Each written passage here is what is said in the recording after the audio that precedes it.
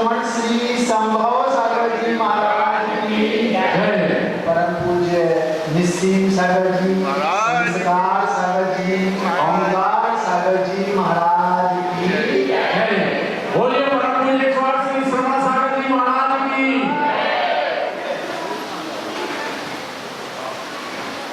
मैं आप लोगों की प्रशंसा करना चाहता हूं। महाराज प्रवचन बाद में करना, पहले प्रशंसा कर दो। अपनी प्रशंसा झूठी भी क्यों ना हो, गदगद हो जाता है मन। सोच के आया था कि एक बहुत गंभीर विषय आपके सामने रखना है। 3-4 बार सोचा, लेकिन ऐसी सेटिंग बनती है कि वो रख नहीं पा रहा। अभी हमने सोचा कि आज भी उस विषय को नहीं रखेंगे, क्योंकि ज्यादा से ज्यादा लोगों तक वो बात पहुंचनी चाहिए ताकि उनका जीवन का ढंग जीने का बदल जाए। कभी फिर रखेंगे, अभी तो 4 महीने। अभी हमने विषय को बदला, जो बदला वो रख देते हैं। ये तो आपने सुना ही होगा कि एक पंडित जी थे, प्रवचन करने के लिए उद्यत हुए, पर हमने देखा कि लोग कम है तो रोकने लगे कि आज तो प्रवचन नहीं करना। तो एक आपके लिए अध्यक्ष है ना, ऐसे व्यक्ति खड़े हो गए, पंडित जी गौशाला में हमारे गैया होगी तो चारा नहीं खिलाओगे? तो हमने शुरू हो गए, कर दिए। वो आधा घंटा, 1 घंटा, 2 घंटा हो गया, फिर वही खड़े हो गए, बोले सारा चारा लेके गैया हो गया दोगे। तो हम चारा खिला भी रहे हैं और बहुत सारा नहीं खिलाएंगे क्योंकि गैया कम है। एक और बात इसी से रिलेटेड याद आती है, बहुत अच्छी है, मुनिराज से संबंधित है। आज से 20-25 साल पुरानी बात है। एक मुनिराज हमारे नगर में आए, उस समय हमारी उम्र बहुत छोटी थी। टाइम दिया 8:30 बजे का, 8:30 बजे का टाइम दिया कि 8:30 बजे से प्रवचन होंगे। अब इत्तेफाक से प्रवचन सुनने केवल 4 लोग थे और संचालक उस समय हम थे, छोटे से थे, लेकिन संचालक हम ही करते थे। नाम महाराज ने बताएंगे, आंखों में वो दृश्य दिख रहा है, अब भी आया। वो महाराज जब 8:30 बज गए तो हम उनके पास पहुंचे, महाराज जी आधे घंटे बाद चलना। बोले क्यों? हमने कहा महाराज जी केवल 4 श्रोता आ रहे हैं। तो महाराज जी हमसे क्या बोले, वो सुनने लायक है। तो हमसे बोले, बेटा पाठशाला पढ़ते हो? हमने कहा जी महाराज जी। तो बोले ये बताओ, भगवान महावीर स्वामी का जीव जब सिंगी पर्याय था, प्रवचनकार कितने थे? 2। चारण रिद्धिधारी 2 मुनिराज आकाश मार्ग से जा रहे थे। उन्होंने देखा, अरे ये तो 24वें तीर्थंकर का जीव है, ये क्या कर रहे हैं? हिरण्य शिकार कर रहे थे। कौन? भगवान महावीर स्वामी का जीव पूर्व के पर्याय में सिंह था उस समय। तो उन्होंने कहा इसकी तो भव्य जीव है, भावी तीर्थंकर है, इनको तो संबोधन देना चाहिए। तो उन्होंने तुरंत कहा हमसे, महाराज जी ने, कि बेटा मुझे ये बताओ कितने श्रोता थे? 1। प्रवचनकार कितने थे? 2। यहाँ श्रोता कितने हैं? 4। प्रवचनकार कितने हैं? 1। तो कितने गुने हो गए? 8 गुने। 8 गुने ज्यादा है, चलो अपन प्रवचन करने चलते हैं। तो वो प्रवचन करने गए, थोड़ी देर बाद सभा भर गई। तो हमने आपसे कहा कि हम आपकी प्रशंसा करना चाहते हैं, आपके अध्यक्ष आपका चेहरा खुश हो गया। भगवान की दर्शन करने जब हम जाते हैं तो कैसे जाएंगे? कोई प्रश्न पूछे तो जब कोई हमारी प्रशंसा करता है उस समय हम कितने गदगद होते हैं। कोई हमारी प्रशंसा कर रहा है और प्रशंसा के शब्द सुन के जो गदगद भाव आता है वो और दूसरी कंडीशन में आता नहीं। तो जब कोई हमारी प्रशंसा करता है और उस समय हमारे मन में जो गदगद भाव आए, वैसे गदगद भाव से भगवान के दर्शन करना चाहिए। समझ में आया? जब कोई हमारी प्रशंसा कर रहा है तो झूठी कर दे, ऐसे लगता है। अगर सुन भी लिया है तो 4 लोग और सुन लें, क्या कहा? सुना नहीं दिया, ऐसे बोलते हैं। क्यों? उसको सुनना चाहिए। एक बार में, दो बार में, चार बार तो कह दो। तो जिस समय हमारे किसी ने प्रशंसा की, जो भाव हमारे मन में आते, जिस समय हमको हला जाता है अंदर से, बिल्कुल वैसी कंडीशन प्रतिदिन भगवान के दर्शन करने जब जाते हैं वैसे होना चाहिए। इतने गलत भाव से भगवान के दर्शन करना चाहिए। क्यों? क्योंकि भगवान जो प्रतिमा मंदिर में विराजमान है वो कोई सामान्य वस्तु नहीं है। अर्धनारीश्वर भी कहा है। क्या कह रहे हैं? अर्धनारीश्वर, हाँ, हमारे भगवान को अर्धनारीश्वर कहा। अर्धनारीश्वर को वो कहलाते हैं जिसका आधा अंग पुरुष का है और आधा अंग नारी का। ऐसे ईश्वर उनको बोला जाता है ईश्वर। ये आप लोगों के दिमाग में धारणा बनी है, लेकिन ऐसा नहीं है, क्योंकि ऐसा कभी भी घटित होता नहीं। तो फिर आपने भगवान को अर्धनारीश्वर कैसे कहा? अर्धनारीश्वर का अर्थ है अर्ध माने आधे, ना माने नहीं, अरि माने शत्रु। ऐसे ईश्वर जिनके आधे शत्रु नहीं है। अर्ध नारीश्वर, अर्ध ना अरि ईश्वर। तो जो प्रतिमा आपके मंदिर में विराजमान है वो उस समय की है जिस समय भगवान 4 घातीय कर्मों को नष्ट कर चुके थे, 4 शेष थे। तो महाराज जी तो भगवान नहीं बोलेंगे, भगवान तो है वो, जैसे केवल ज्ञान हो तो भगवान बन गए। लेकिन जो प्रतिमा आपने, जिसको आपने प्रकल्पित किया है, जिस प्रतिमा का आपने आकार दिया है, वो अनंत भगवान की प्रतिमा है। तो भगवान समुसरण में विराजमान थे तब की वस्तुतः तो भगवान सिद्ध हो गए, और सिद्ध भगवान जो है पूर्ण नारीश्वर है, उनके पूर्ण अरिमाण शत्रु समाप्त हो गए। लेकिन उनकी फोटो आपके कैमरे में आ नहीं सकती, इसलिए हमें अनंत भगवान की प्रतिमा विराजमान करनी पड़ती है। तो अर्धनारीश्वर का मतलब क्या हुआ? जिनके आधे शत्रु समाप्त हो गए। अर्ध ना अरि, अरि माने शत्रु। तो वो दुनिया में जो अर्धनारीश्वर प्रचलित हैं, विख्यात हैं, कहे जाते हैं, वो केवल कपोल कल्पित हैं, क्योंकि ऐसा कुछ सामने स्पष्टता घटित होता नहीं। हमारे यहाँ हर एक चीज लॉजिक से सिद्ध की जाती है। जैनिज्म में हमने आपसे कहा हम आपकी प्रशंसा करना चाहते हैं, आपने प्रशंसनीय कार्य किया है। 1 नहीं, 2 नहीं, 3 नहीं, 4 नहीं, 5 काम आपने प्रशंसा के योग किए हैं। महाराज जी जल्दी बोलो, गुदगुदी हो रही कौन से? पहली प्रशंसा का काम प्रशंसनीय जो है, क्योंकि हमें दूसरे की प्रशंसा करने में यदि वास्तविक है तो आनंद आता है। आप लोगों का भी कर्तव्य है, आपके घर में, आसपास, समाज में, कॉलोनी में, पड़ोसी बच्चे अगर कोई अच्छा करता है तो उसकी दिल खोल कर प्रशंसा करनी ही चाहिए। क्यों? उसकी प्रशंसा करेंगे तो वो मोटिवेट होगा, उसको और अच्छा करने के लिए प्रोत्साहन मिलेगा। और अगर आपने उसकी प्रशंसा नहीं की तो उसको ऐसा लगेगा हमने इतना सब किया और किसी ने बताया नहीं, तो मतलब क्या करना? तो उसको प्रोत्साहित कर और आगे वो और अच्छा करे। तो अभी पूरे 4 महीने बाकी हैं, तो हमने सोचा भाई अभी 4 महीने तक इन लोगों से काम लेना है, इसलिए प्रशंसा करने में कमी नहीं रखो। हालांकि कभी कभी छुट्टी भी कर देते हैं। पहली प्रशंसा 100 में से 100 नंबर मिले आपको। किस में? जब हम लोग आए तो आते ही उस दिन हमने सुना कि ऐतिहासिक आप लोगों ने आगमन की, आप लोगों की दृष्टि से उनकी प्रशंसा में शादी किया। ये पहली प्रशंसा। क्यों? 100 में से 100 नंबर आपको हमने अपनी ओर से दिए, हमें अच्छा लगा। झूठी प्रशंसा करने लगे तो सच्ची है। फिर कुछ ही दिन हुए थे, मुश्किल से 2-4 दिन ही हुए थे कि गुरुदेव का पहला, इस सदी के महानतम दिगंबर आचार्य भगवत गुरुदेव विद्यासागर जी महाराज का पहला दीक्षा दिवस था। महाराज पहला क्यों? उनकी अनुपस्थिति में, उनकी उपस्थिति में तो हमने कई मनाए, पहला था। उसमें भी आपने 100 में से 100 नंबर था। ये प्रशंसनीय था। हमको प्रशंसा करने में बुरा नहीं लगता, आनंद आता है, आपको भी आना चाहिए।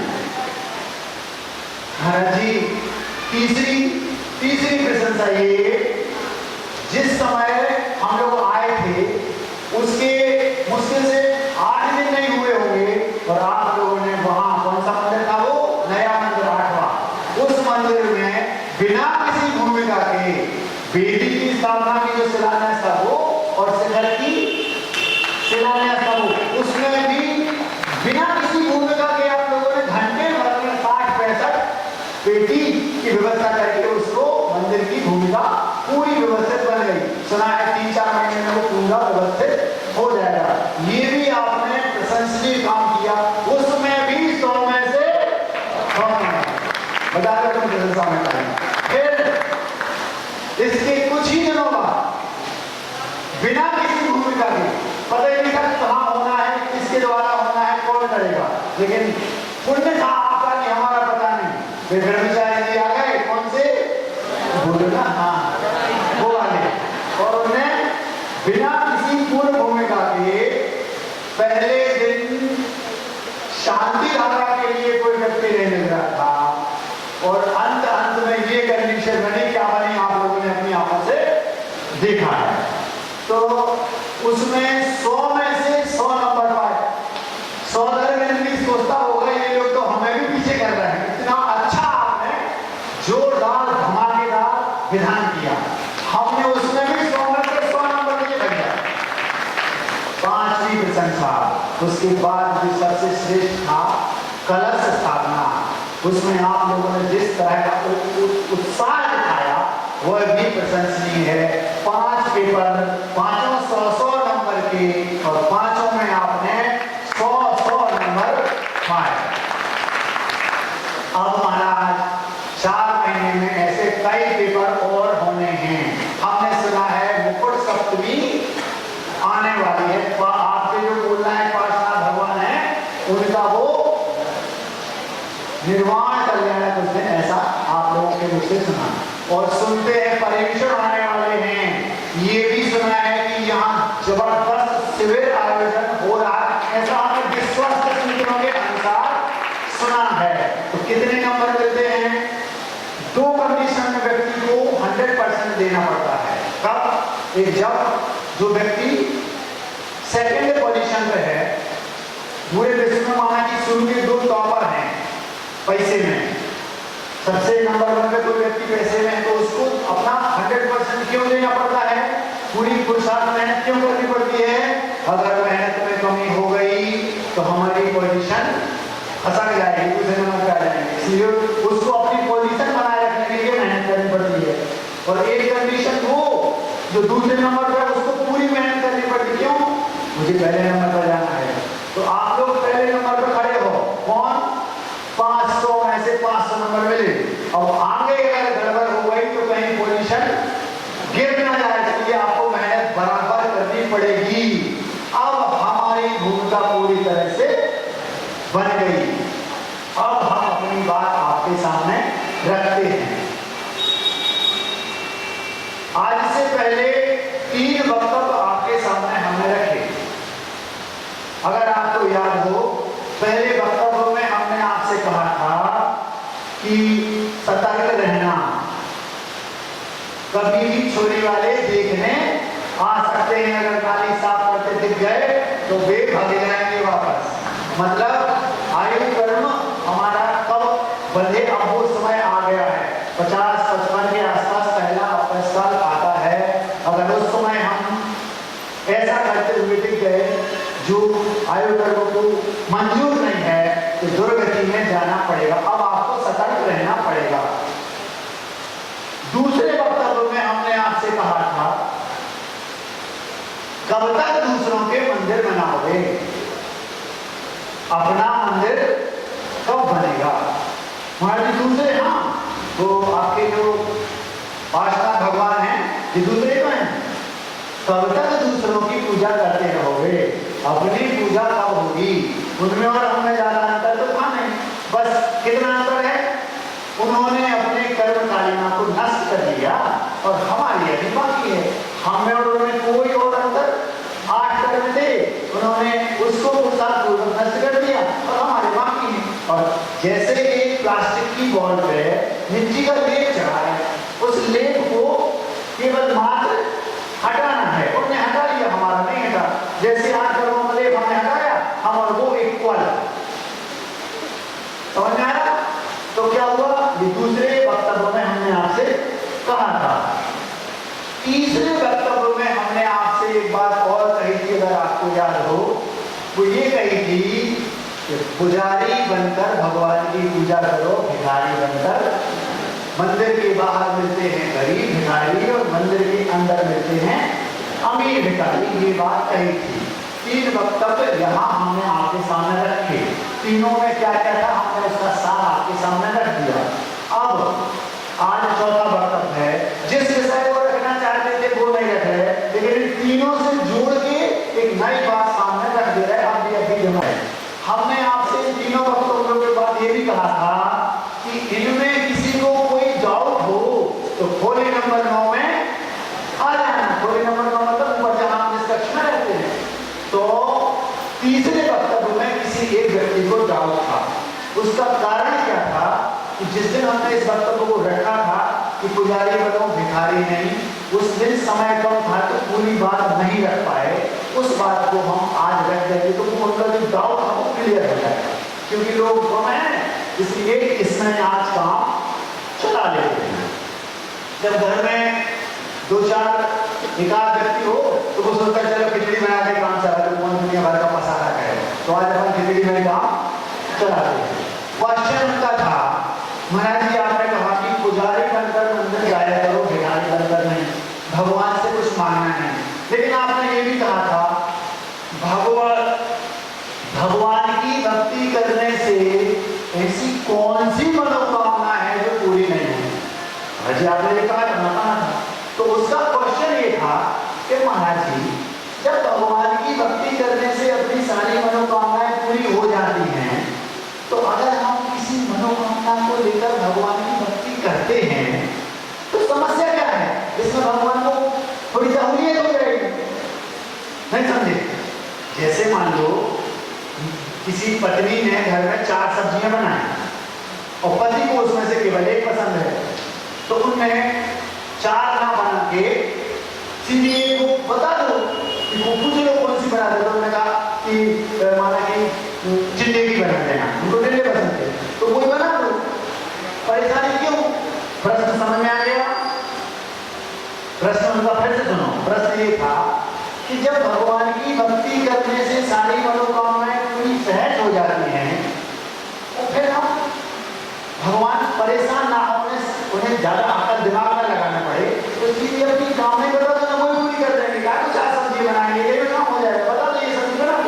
प्रश्न समझ में आ गया? अभी उत्तर नहीं दिया, अभी तो ये प्रश्न है। तो हमने सोचा इसका उत्तर इन लोगों के सामने रखना चाहिए, नहीं तो इनके दिमाग में ये फितूरी जीवन भर बनी रहेगी।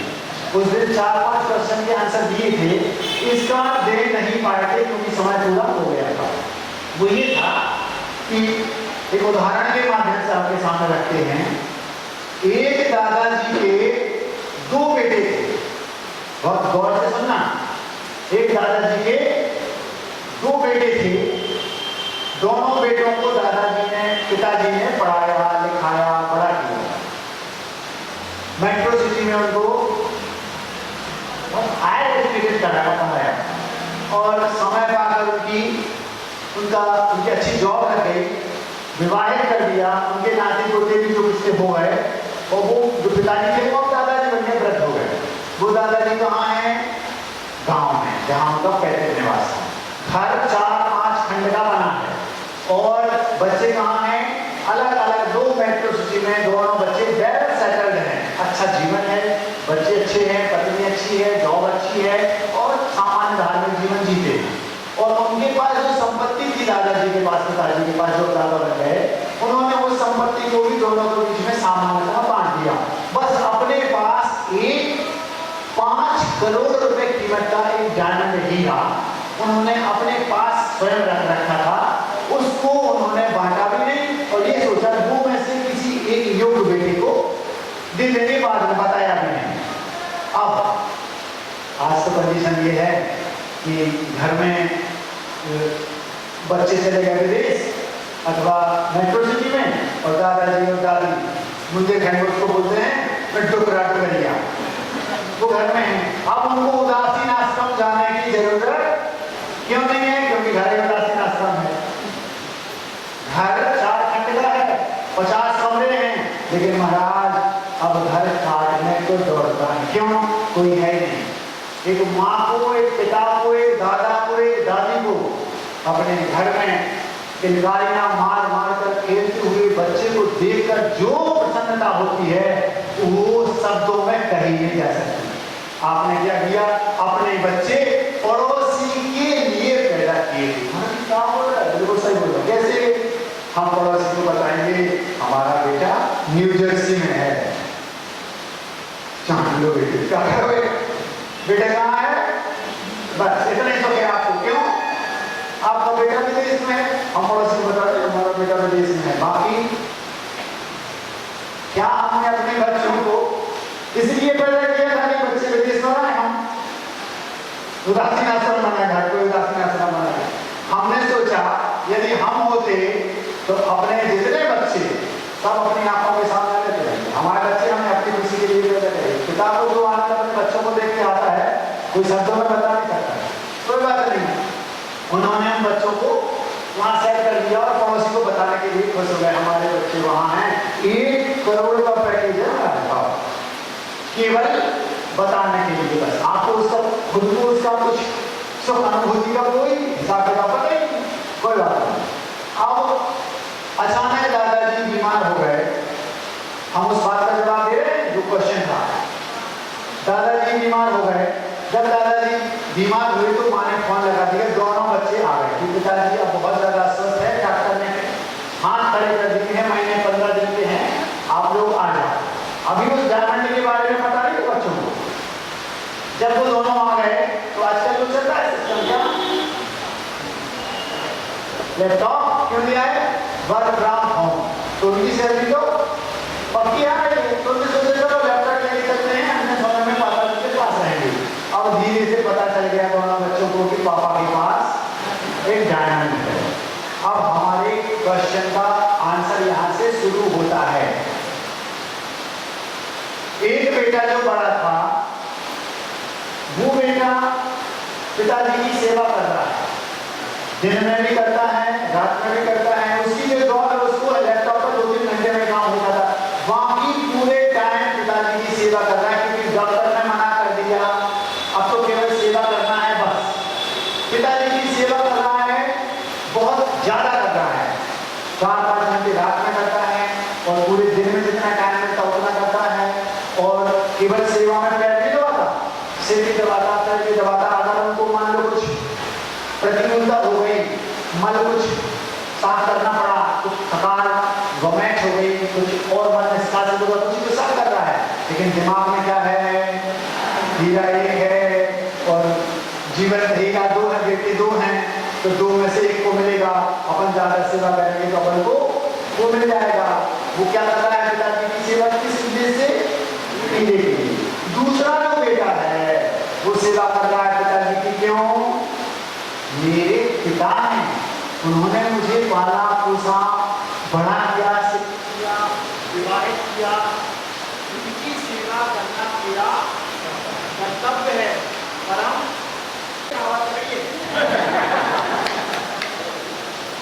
पिता की सेवा वो केवल इसलिए कर रहा है, हमें अपने पिता की सेवा करना हमारा धर्म है, हमारा कर्तव्य है, इसलिए वो पिता की सेवा कर रहा है। ज्यादा नहीं कर पा रहा क्योंकि उसकी जो जॉब है उसमें उसको समय ज्यादा देना पड़ता है और जो बड़े भैया की जॉब में उसको कम ध्यान देना पड़ता है। जो सेवा कर रहा है वो केवल घंटे 2 घंटे, बड़े भैया कर रहे 8 घंटे कर देंगे और वो केवल दिन में कर रहा है क्योंकि इतना ही है। अब हम आपसे पूछना चाहते हैं, आप अगर उस पिता की बिना होते और आपको ये पता चल जाता कि ये दोनों बेटे सेवा कर रहे हैं, लेकिन एक बेटा हीरे के लिए सेवा कर रहा है, भले वो ज्यादा कर रहा है, और दूसरा बेटा सेवा कर रहा है केवल मात्र कर्तव्य मात्र। अगर आपने वो बात सुन नहीं पाई हो, हम उसको कैसे करेंगे? 2 बेटे हैं, दोनों बेटे सेवा कर रहे हैं। पहला बेटा सेवा कर रहा है, जो बड़ा बेटा है वो क्यों कर रहा है? हीरे के लिए ज्यादा कर रहा है, रात में भी कर रहा है और उनकी जमीनी भी साफ कर रहा है। और जो छोटा बेटा है पिता को सेवा अपना कर्तव्य मान के कर रहा है। क्यों कर रहा है? हमारे पिताजी उनकी सेवा करना हमारा कर्तव्य है।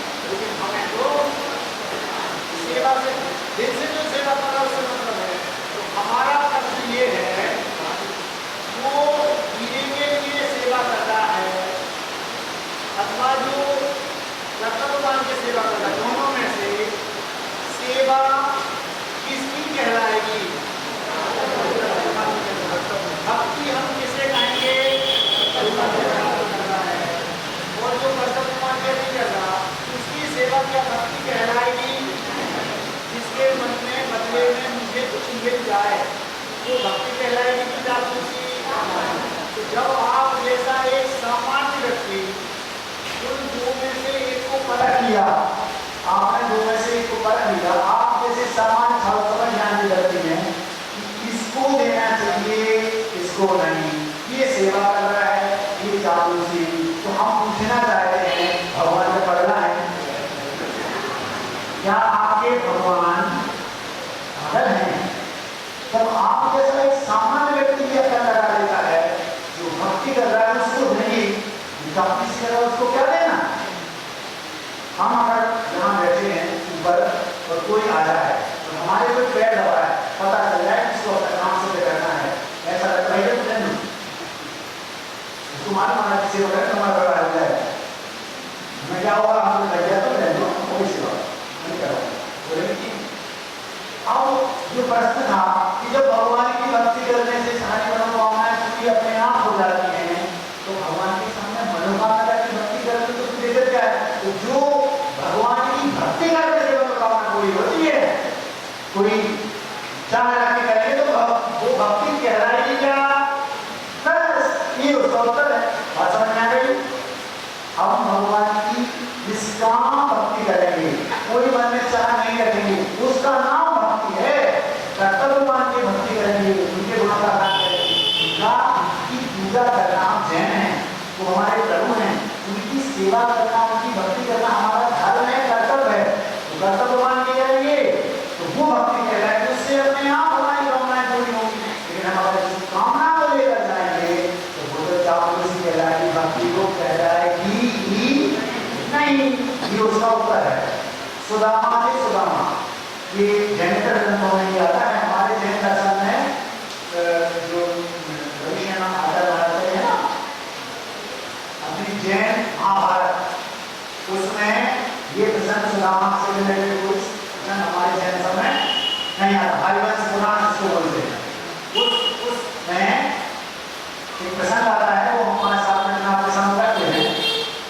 सुदामा की पत्नी ने कहा सुदामा से, हमने सुना है तुम्हारे जो कृष्ण है ना, बहुत बाल सखा, बहुत पैसे वाले हैं, हम तो यहाँ भूखों में रहे, एक काम करो उनके पास जाओ और कुछ थोड़ा सा मांगोगे या जाओ तो उनके पास। तो सुदामा ने एक बार सुन लिया, नहीं गए, दूसरी बार सुन लिया, तीसरी बार सुन लिया, जब 4, 5, 6 बार हो गए तो पत्नी ने फिर ब्रह्मास्त्र अपनाया। ब्रह्मास्त्र समझते हो? आप लोगों के घर में अगर आपकी पत्नी ने आपके सामने कोई मांग रखी और आपने उसको 1 बार, 2 बार, 3 बार, 4 बार ठुकरा दिया, तो फिर वो क्या करती है? ब्रह्मास्त्र का प्रयोग करती। ब्रह्मास्त्र क्या कहलाता तुम्हारा? दोनों आंखों से गंगा यमुना, ये सोचकर अपने आप से सुनते तक नहीं।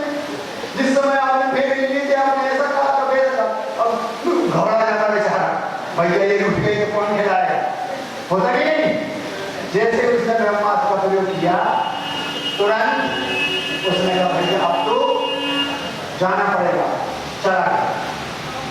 कृष्ण के पास पहुंचे, कृष्ण को सब दिख रहा है, पैरों में कांटे हैं, पैरों में से रक्त बह रहा है, कपड़े फटे हैं और कोई आभूषण तो है ही नहीं, बहुत खराब हालत है। सुदामा कृष्ण के पास पहुंचे। जब पहुंचे तो उन्होंने भावहीन आगमन की, जैसी आप लोगों ने हम लोगों की भी थी, तो ऐसे स्वर्ण को भी मिलेगी। किसको? भाव, उनकी आगमन जिसको मिले वहां समझ लो। अब जब कुछ दिन हो गए, कृष्ण के मन में बात आई कि ऐसा होता है, ये कुछ मांग ले तो मैं दे दूं। क्या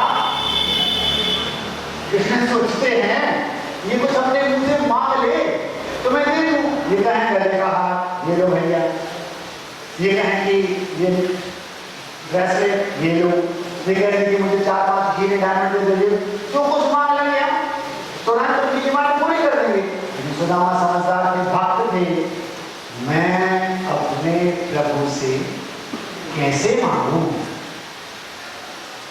बड़े आदमी की, बड़े आदमी है वो, उनकी बेइज्जती कैसे कर दूं मांग के? बेइज्जती हो जाएगी ना, ये उनसे कैसे मांगू? तो वो कह रहे हैं, वो सोच रहे हैं कि मांग तो ले, अगर मांगेगा तो मैं तुरंत इसकी डिमांड पूरी कर दूंगा। और वो कृष्ण क्या सोच रहे हैं? मैं अपने प्रभु से कैसे मांगूं? क्या मैं इतना गिरा हुआ इंसान हूं कि मैं अपने प्रभु से मांगू कि मुझे दे दो? उन्हें क्या दिख नहीं रहा है? क्या सोच रहा है प्रभु? उन्हें क्या दिख नहीं रहा है? आप लोगों से कहना है, आप लोग जाते हैं भगवान के सामने अपनी कोई लौकिक चाह रखते हैं, हमारे बच्चे हो जाए, दुकान चलने लगे, ये वो ये, तो हम आपसे पूछते हैं क्या मांगने से मिल जाता है? और अगर मांगने से मिल जाता होता तो आपको ये सोचना चाहिए कि सदी के महानतम दिगंबर आचार्य गुरु विद्यासागर जी महाराज की सांसों को किसने नहीं मांगा होगा? महाराज आप लोग तो बहुत बड़े वृद्धि संपन्न हैं, ऐसा आप लोग भक्ति प्रसाद क्या देते हैं? एक से एक धुरंधर साधु हमारे संग में हैं। क्या वो ये चाहते थे कि गुरु जी चले जाएं? क्या उन लोगों ने भगवान के सामने प्रार्थना नहीं की होगी? अगर मांगने से मिलता है तो खूब मांगो, दिल से मांगो, लेकिन मांगने से मिलता नहीं है ये स्पष्ट तो दिख रहा है। अगर मिलता होगा तो हम लोग क्या कुछ की सांसों को नहीं मांगते, और मिल जाता तो सामने मिलता होगा, लेकिन कभी मांगने से मिलता नहीं। नुकसान क्या हो जाता है? नुकसान ये हो जाता है, हमने इनसे हाँ के बारे में मांगा तो वो तो हमने वो मांगा तो लौकिक नहीं था, लेकिन वो नहीं मिलता। जब अलौकिक भी नहीं मिलता अलौकिक व्यक्ति के सामने मांगने से, तो लौकिक क्या मिलेगा? मिलता नहीं। तो महाराज तो भगवान की भक्ति करने से मतलब क्या? भगवान की भक्ति करने से भगवान कुछ नहीं देते। जिस दिन आपको आपके भगवान मांगने पर तुरंत दे दें, उसी दिन वापस चले जाना, तुम भगवान हो ही नहीं। अगर आप भगवान होते तो दे कैसे रहे? हमारे भगवान भीतर आ गए हैं, चाहे आप उनकी पूजा करो तो कुछ देंगे नहीं, तो चाहे आप उनकी निंदा करोगे रुष्ट नहीं होंगे। तो पूजा करने से मतलब क्या महाराज? यही एक बहुत बड़ा साइंस है। हम भगवान की भक्ति करते हैं, भक्ति करने से भगवत भाव आते हैं, विशुद्धि बढ़ती है। उस विशुद्धि से वहाँ की जो पुण्य वर्गनाएं वो हमारी आत्मा से आत्मसात होती हैं। जब वे फल देती हैं तो हमारा काम खुशियों में बन जाता है। तो कहने को हम क्या बोलेंगे? आपके कारण बना, आप ही के कारण। भगवान कुछ करते नहीं, उनके बिना कुछ होता नहीं। ऐसी धारणा बनाओ, यही वास्तविक जैनिज्म है। अब जो बेजों ने पिता से मांगा, मिला तो कुछ नहीं, जो नुकसान क्या हुआ ये सुनो। पहला नुकसान, सेवा ज्यादा करनी पड़ी, मिला नहीं। दूसरा नुकसान, अपनी खुद की नजरों में गिर गया, अरे यार मैंने अंतिम समय में पिताजी की सेवा नहीं की, मैंने तो चापलूसी, खुद की नजरों से गिर गया। तीसरा नुकसान, पिताजी अभी एक्सपायर नहीं हुए, अभी उनका मौत नहीं हुई, सामने हैं, दोनों सामने आ जाएंगे, दोनों हाथ जोड़ेंगे, आशीर्वाद मांगेंगे। आप पिता होगे, दिल से आशीर्वाद किसको दोगे बताओ? जिसने भक्ति की, आप उसको आशीर्वाद दोगे, हाँ बेटा, ऐसे दोनों हाथों से अंदर से आत्मा से आशीर्वाद दोगे। और जिसने सेवा ज्यादा की, चापलूसी की, उसको आशीर्वाद कैसे दोगे? हाँ जल्दी करो, होगा कि नहीं? ये हम लोगों के साथ होता है सामान्य से। पहला नुकसान क्या? भक्ति की बजाय चापलूसी करने में नुकसान पहला क्या? मिलेगा नहीं, क्योंकि मांगने से मिलता होता तो गुरु जी आज होते यहाँ, नहीं मिलता। दूसरा नुकसान, भगवान की नजरों में हम गिर गए। अजितनाथ जिनेन्द्राय नमः, पाठनाथ जिनेन्द्राय नमः। भगवान के ऐसे चापलूसी से वो हमारी भक्ति नहीं कर रहा, उसको अपने काम से मतलब है, गिर गए नजरों में। पहला नुकसान, भगवान की नजरों में गिर गए। दूसरा नुकसान, अपनी खुद की नजरों में गिर गए। तीसरा नुकसान, मिला नहीं। चौथा नुकसान, आशीर्वाद भी नहीं मिला। ऐसे 10-20 नुकसान होंगे, गिन लेना। सुदामा ने मांगा नहीं और कृष्ण सोच रहा है मांग लेंगे। अब अगर सुदामा मांग लेता तो जो मांगता केवल वो मिलता, लेकिन सुदामा समझदार था, वो भक्त था, चापलूस नहीं था, और बनिया भी था। उसको बनियागिरी आती थी। जैसे बनिया को पैसा कैसा कमाया जाता है ये आता है, जैसे सुदामा को ये पता था कि कैसे पुण्य लिया कैसे जाता है प्रभु से, उसको ये आता था, वो ट्रिक उसको पता थी। उसने कुछ नहीं मांगा, 1 दिन, 2 दिन, 4 दिन, 8 दिन, 15 दिन थक गए।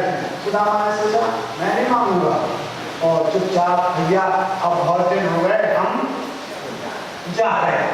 4 महीने बाद हम लोग बोलेंगे भैया बहुत दिन हो गए हम जा रहे हैं। तो जैसे आप लोग थोड़ा दिन और जाओगे तो अभी तो कुछ ही दिन हुए हैं, ऐसा तो किसी ने भी बोला सखा पुराने बाल सखा हो बहुत पुराने थोड़े दिन हुए हैं कुछ दिन और रुक जाओ। लेकिन महाराज जैसे किसी की नहीं सुनते ऐसे सुदामा ने भी किसी की नहीं सुनी। किसी की आंखों में आंसू भी आ गए भक्ति उसके बसात मित्रता के बसात। ऐसे कुछ लोग आप लोग भी 2-4 10 आंसू आ सकते हैं वो हम लोग 4 महीने बाद देखेंगे, कोई बात नहीं। आखिर निकल लिए कौन? सुदामा वापस जो ड्रेस पहले पहन के आए थे वही पहले वापस पहनी और भैया हम अपने जहां पे वैसे वापस जा रहे।